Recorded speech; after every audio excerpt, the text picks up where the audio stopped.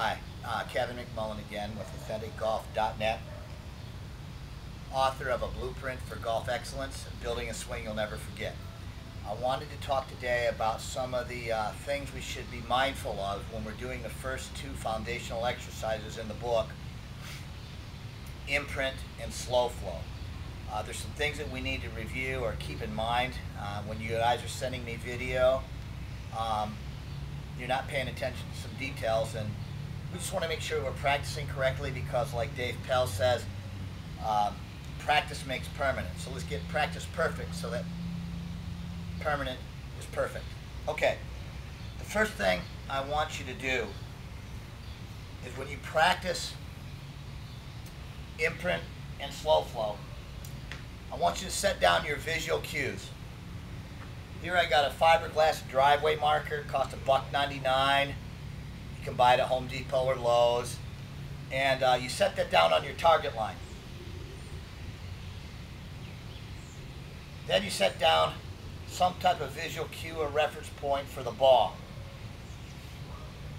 And you do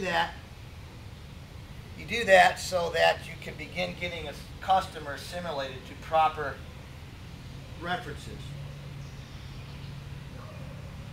When you do slow flow, for example,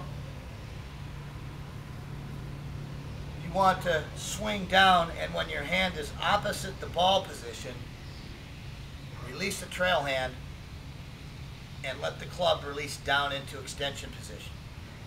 If you don't have a ball position, you don't know where the reference is. The next thing is to use different club lengths for your setup and exercising to simulate those while you're exercising. So I have a pitching wedge, a 7-iron, and a driver. Now the setup, stance, and posture for these three clubs are different. So I want to practice all those. So what I do is I want to practice driver for today. I get my position from the ball with driver. And that's my driver setup. The next time I practice, I'm going to do pitching wedge. I'm much more bent over, I should be. And the reason we do this is so that we can get a good feel for what making the different moves is like for different postures and different clubs. The third thing I want to talk about is when you're doing the drills, you need, especially imprint, you need to make sure you're making a distinction between each position. I see a lot of you blending moves, so you'll go and then hold instead of take away, hold for 5 to 10 seconds, top load, vital move, drop, pre-impact, impact, extension, and finish. It's important that you maintain maximum retention from top load and the vital move all the way down into pre-impact. If you blend those moves, you lose the strength conditioning and flexibility conditioning that you have over that 30-second period. So make sure that you make a clean distinction between each position as you're going through imprint. Now in slow flow, you're blending the motion of the vital move and a late release or a late hit with lead arm, lead side action being preeminent. And one of the ways we accomplish that is when our hand gets opposite the ball position, we release our trail hand, taking it out of the swing actually and going in there.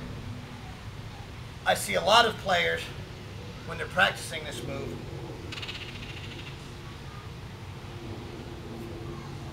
they'll do it, they'll slide the hand down there. we want to completely take the right hand or the trail hand out of the swing so that we learn to develop that lead side action. You notice it will strengthen the arm. Look at my lead arm compared to my trail arm. We want more strength and preeminence in the lead side for controlling the club. The right side provides the power, and it provides it by retaining against the lead side. All right, what else? Last thing is,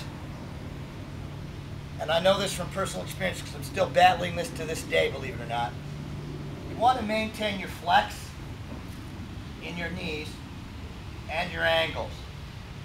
I have a tendency, because I'm out of shape and I want to hit the ball a ton, when I come in to raise up, straightening this leg, and then I have to make a corresponding drop down.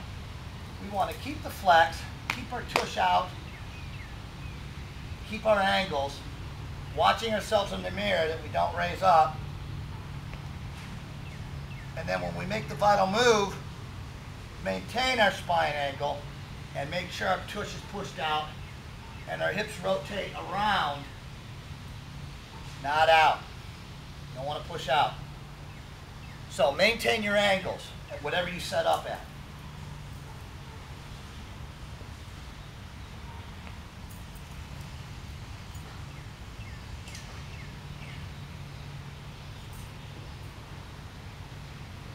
It's hard to do. Like I said, I didn't pay attention to that as I did the drills, and I'm still finding that I'm coming up and down in my swing to this day, and it's causing inconsistency in my swing.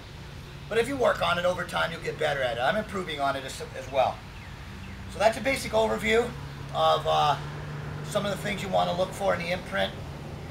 If you're a blueprinter and you have the book, send me the video. You get one with the book. I still haven't received some from each of you. If you're not a blueprinter, you don't own the book, it's $35. You'll learn everything you need to know about the golf swing, but we're afraid to ask. And most importantly, you'll be practicing correctly, and it's practice that will show up in a real swing over time. Again, my name is Kevin McMullen. I'm the author of a blueprint for golf exit. You can find it at authenticgolf.net, www.authenticgolf.net. You can email me, kmcmullen@authenticgolf.net. You have a great day, have a great season. We'll give you some more videos later.